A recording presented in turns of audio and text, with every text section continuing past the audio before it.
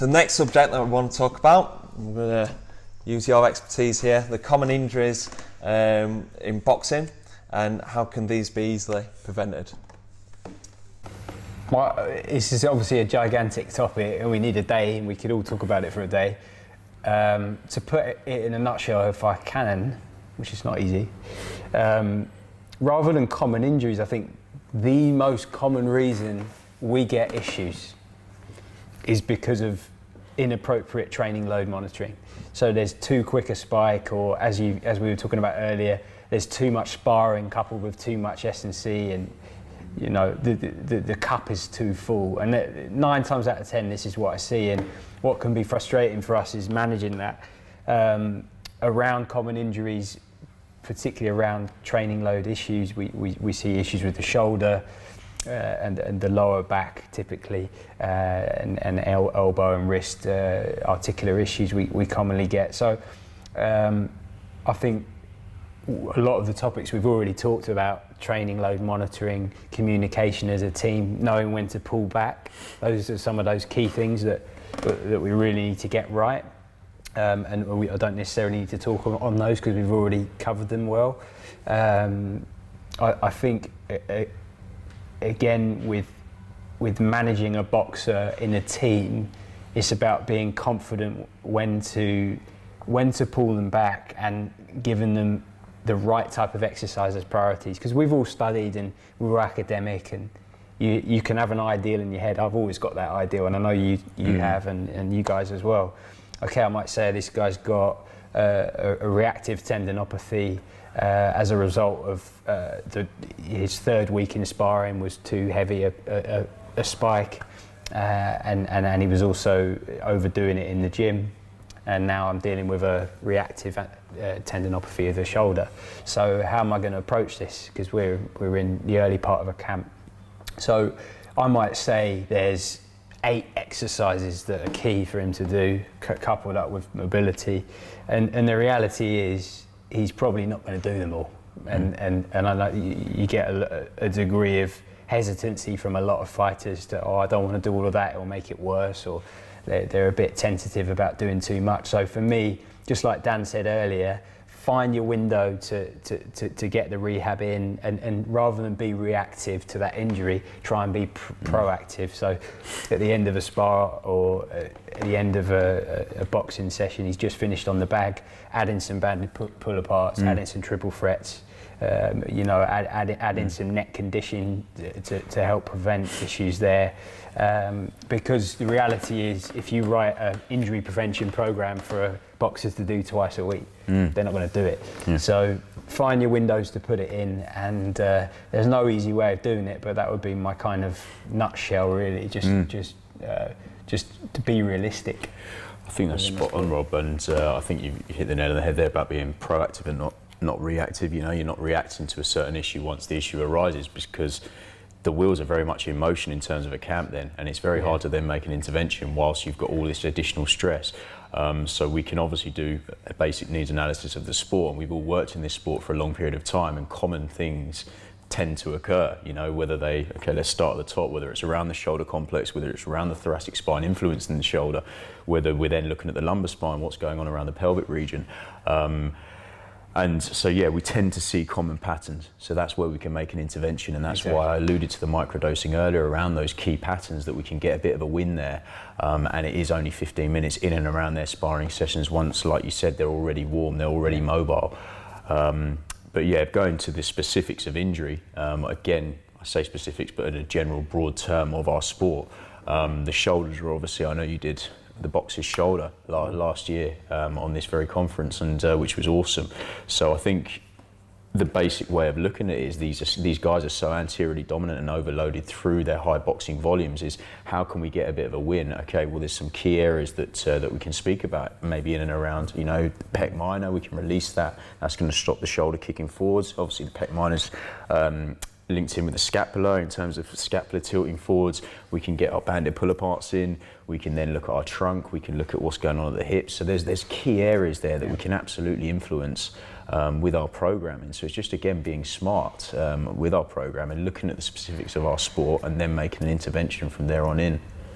One thing you're saying about like trying to get in the mobility training, I do the same warm up every single session, and it's I really focus on rotational mobility, shoulder mobility, hip mobility, and glute strength, and they know the routine. So sometimes when we're busy at the gym, I'm upstairs doing the conditioning work with somebody. I'll come downstairs and let's say I'm 5 minutes late. I'm sorry everyone, but sometimes 5 minutes late, I'll walk in, the athlete's already there. They're already there doing the eagles, doing the windmills. And it's so pleasing, isn't it, to see as a coach. It's brilliant. Like we have, I do it very, very similar. We have our movement prep, move with the purpose to improve. We want to own certain positions, etc.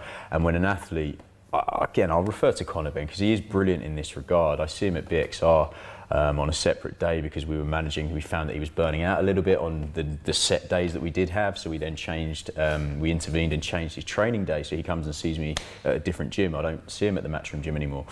And I say, look, I've got a limited time. You have to get here earlier. And he gets here earlier. He's there on the foam roller. He's doing his work. He's mobilising his T-spine. He's moving and grooving. And it's so pleasing for a coach to see an athlete do that. And a case in point again on that one is John Doherty. He won't mind me saying this. Very new in the relationship. John Doherty turned over from the amateurs. He's really brought into this overall process of strength conditioning, and he's doing very well with it, both in the gym and in the ring. And one of my colleagues had to train him. I had to go away with a client for a couple of weeks, and one of my colleagues, James Collins at BXR, said he'd come in and run the program with John, and John needed a session. And I knew John wasn't doing his warm-ups, all right? Because he was the first guy I saw at the Matchroom gym. And I'd say, Doc, have you done your warm-up strategy? Yeah, Dan, I've done it. I feel good. All right, John, let's get cracking then, okay? Anyway, my mate messages me, says, Dan, I don't know what the hell you've got him doing for these warm-ups, mate, because he does not know your warm-up routine. And I called him that night. I said, Doc, you've let me down, mate, in front of one of my colleagues. You haven't executed. And he said, Dan, I'm sorry, man. And now warm-up flows. He's really brought into it, but it took that little bit of a, situation for him to do that. Good stuff. And in terms of injuries, you mentioned vitamin D just a few minutes ago. Do you think that nutrition has an important role to play in injury prevention or injury reduction and even recovery from injury? Yeah, 100%. I think if the nutrition isn't right, then you greatly increase the risk of illness and also injury. I think that's where the testing comes in useful. Like I said, with the DEXA scan, we can take a look at bone mineral density. And we know if that's quite low or not within the optimal range, and it's something that we can work on during the early stages of camp when the boxer might just be coming back in to boost that bone mineral density into the optimal range. And then through appropriate nutrition, and then they can start their kind of heavy phase of camp in a good position. I think hydration is absolutely key. I see a lot of time in boxing that athletes will weigh themselves after training and take that as their true weight. And as a result of knowing that they're going to weigh after training, they won't drink much during training because they think, well, I'll be lighter afterwards. When actually they could be training between 2% and 10% dehydrated. We know that the greater the severity or degree of the dehydration, the more risk of injury. So I'll always have the fighters weigh first thing in the morning fasted, just because that's the most accurate representation of true weight. And then during sparring or whatever training it is, I have them weigh themselves before and after and try and be no more than 2 to 3% dehydrated whilst training. And again, that can greatly reduce the risk of injury and also mean they can get a lot more from their session in terms of output too. The main thing that you said with, in terms of preventing injury, well, most people watching this would be thinking, it's going to drop an exciting like mobility exercise drills or something like that. But you said about training load management straight away, and this is something that takes no talent to do. It doesn't need any of us to really hone in on it. Really, sometimes it can come from the boxing side as well, in terms of like taking session amount of minutes times RPE. It's pretty. Yeah. You can see when it's a high day and a low day, really, get them athletes taking ownership of that. And I haven't got data on it, but anecdotally, I'd say there's 2 higher risk areas for viewers to be aware of is week 1 and then just like pre and during peak. So as they come straight back into to boxing again, that week I often find is when you get those little niggles because they're still running, they're still lifting and they've started boxing and little things show their face. So again, being proactive, not reactive in that prior week. So okay, are they ready to be hitting the bag? Are they ready to, obviously maybe not spar in week 1, but and then that peak week just coming in. Okay, have you as an S&C coach, have you taken your foot off the pedal because it's a big sparring week? You know, is their rest optimal?